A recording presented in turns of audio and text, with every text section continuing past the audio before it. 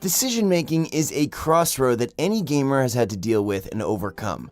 Going all the way back to the first video game ever conceived, Pong, it is absolutely critical for the user to make decisions and use ample forethought to outplay and outlast their opponent. Fast forward to 60 years in the future, and the point still stands, only now add in just a tiny bit of ray tracing technology and Fortnite as the game of choice. What's good, everyone? It's me, Dan, once again, and this time around, we're taking an in-depth look at the decisions you make. I want to get you actively thinking about in-game decisions, as every round of Fortnite is unique. Think about all the games that you've played, and not any two of them have been exactly the same. This is why we need to build up strategic skills which allow you to think smarter, not harder. From deciding a solid drop spot to finding the easiest rotations into the next safe zone, we'll be taking a look at it all here in this episode. On a related note, if you're looking for more in-depth educational Fortnite content, I highly recommend taking a look at the Insta Pro Pass over at ProGuides.com. Purchasing a Pro Pass will unlock a wall of content, mastery courses, and multiple live coaching sessions with real Fortnite pros. Once you buy the Insta Pro Pass, my first course recommendation is the Arena Late Game, which similarly covers content related to decision making. Elevate your game today. Link, as always, is in the description down below. Let's kick things off by talking about drop spots.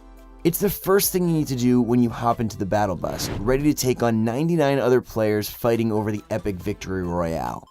I've encountered countless amounts of people who hot drop every single game, which if you aren't familiar means to drop right when the bus allows you to, landing at the first POI on the bus's random path. If you find yourself doing this out of boredom or lack of knowledge, I'm here to tell you to stop. Seriously, stop right now. That's the first mistake you're making, putting yourself at a statistical disadvantage right out of the gate. We need to think analytically, and it starts with acknowledging the bus path and how populated specific land spots will be. Think about all of the named drop spots on the map and consider how much loot is at each spot. Typically, the rule of thumb is more loot equals more competition. Paradise Palms, Tilted Town, and Happy Hamlet all come to my mind when I think of high loot density, which also is accompanied by stiff competition.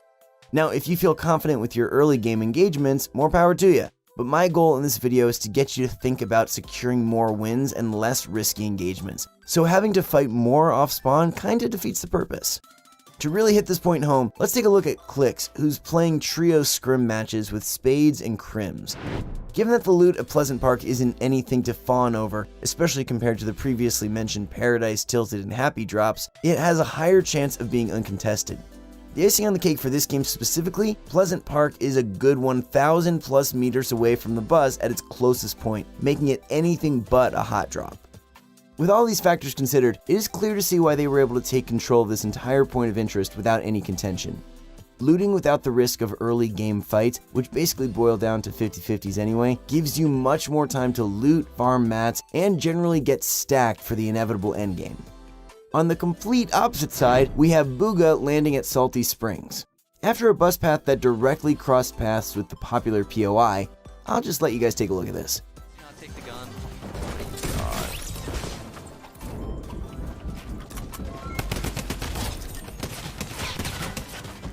What? FC, let's go. Guys.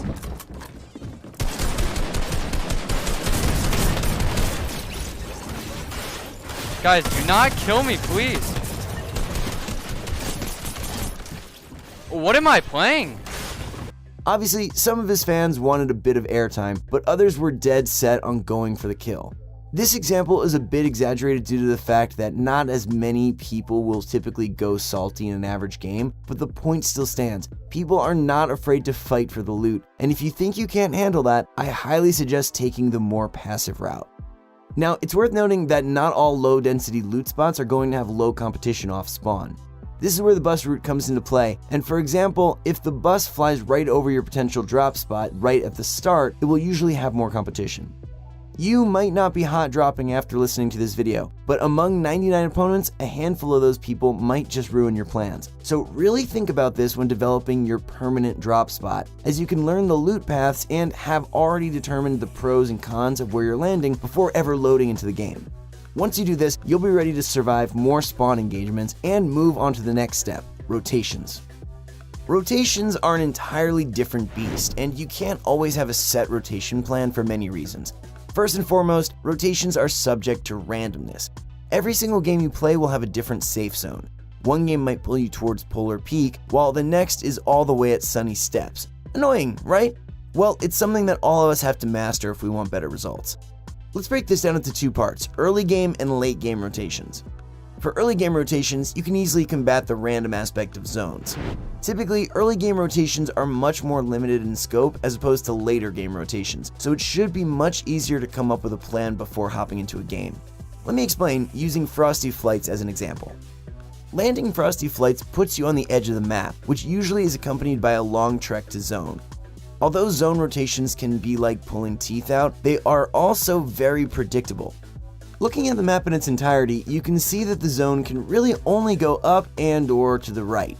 So what you'll want to do is have a plan for each scenario, a north rotation and an east rotation. When the zone pulls north, if you did your research, you'll be able to pass a house that has 3 chest spawns and a handful of floor spawns. Additionally, you'll get some huge coverage by running through the forest. Every little bit matters to give you the safest rotation possible. Now, if the zone pulls east, then you also have a plan. Again, doing your research pays off, folks.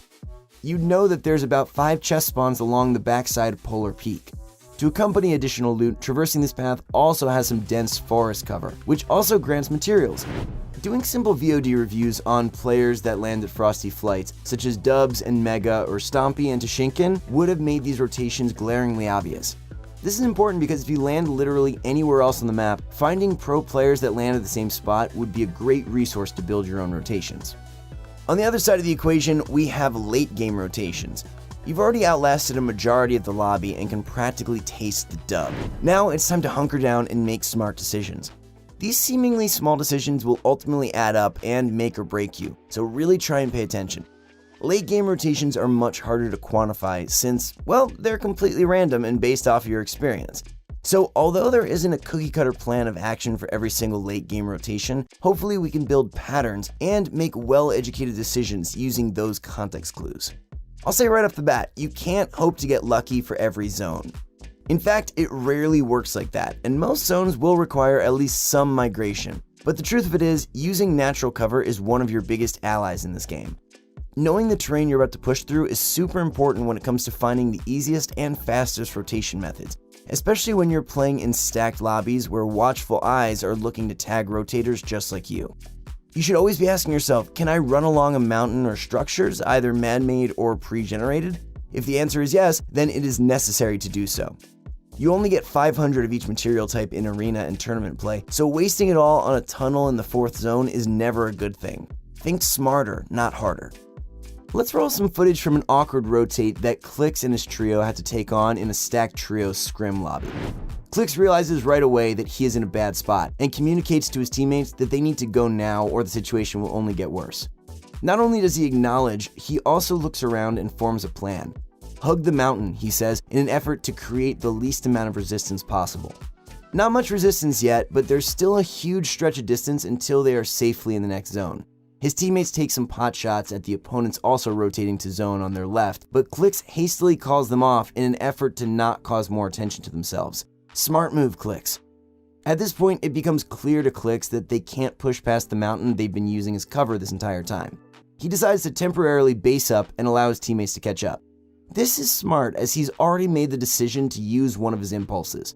Think of it as a trade-off, using one impulse to safely rotate 3 people to zone instead of having to use, say, 500 mats to tunnel in a totally exposed zone at risk to AR or explosive spam. So much could go wrong, and at this point the risk-reward of not using an impulse here is too high, so they opt to go for it. The entire rotation costs them 1 impulse in probably the most stacked scrims of North America.